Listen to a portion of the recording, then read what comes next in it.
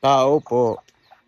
So ayan, kasama ko na si Mader dahil wait lang, hindi lang naipin ko. Follow up check up namin today. Oh, inubo pa. Patag face mask na, uy, basin baka. So, follow up check up today. Thank you so much dahil okay na siya. Buti na lang talaga nadala pa sa antibiotic yung UTI niya. Urinary tract infection. Sobrang ano na talaga. Buti na dala pa sa mga antibiotic yung UTI niya. Kasi delikado yun pag natagalan, mga kabukal ko. So yun, ito. Yeah, she can walk na. And she can, chismis. Pwede na siya makipag-chismisan uli. Ganun. Pwede na siya ulit mandisco, manginom. So, sinabihan ko lang na umiwas sa maalat.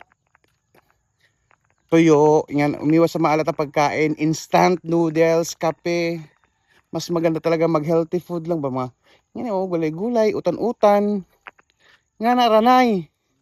Na, wag lang instant kasi instant din ang buhay talaga.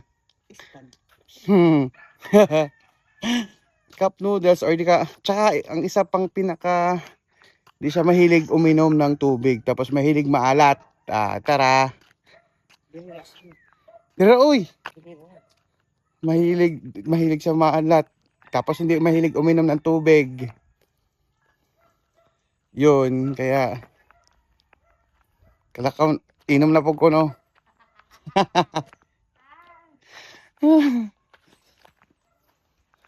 Master na mulakaw. Pwede na.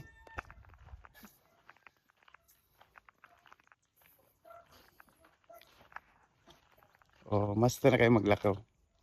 Okay na, wala problema. Kuha na kayo, laski-laski na, pwede na mag suroy-suroy, lakaw-lakaw, inom-inom. Manore na po rin siya.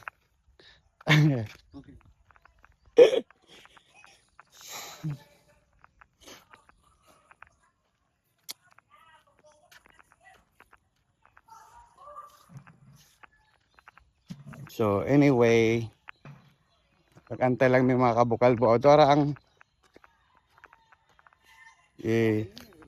naganiyara siya. Ganiyara ka? Sige, okay lang.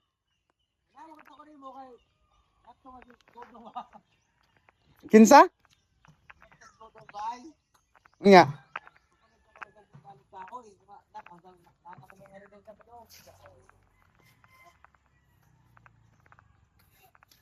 Ihatod sa una si Arico kay unya do.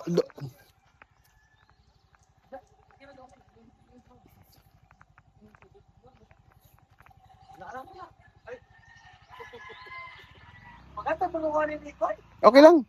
So, andito na kami sa Palampon Hospital. Tapos na yung laboratory niya.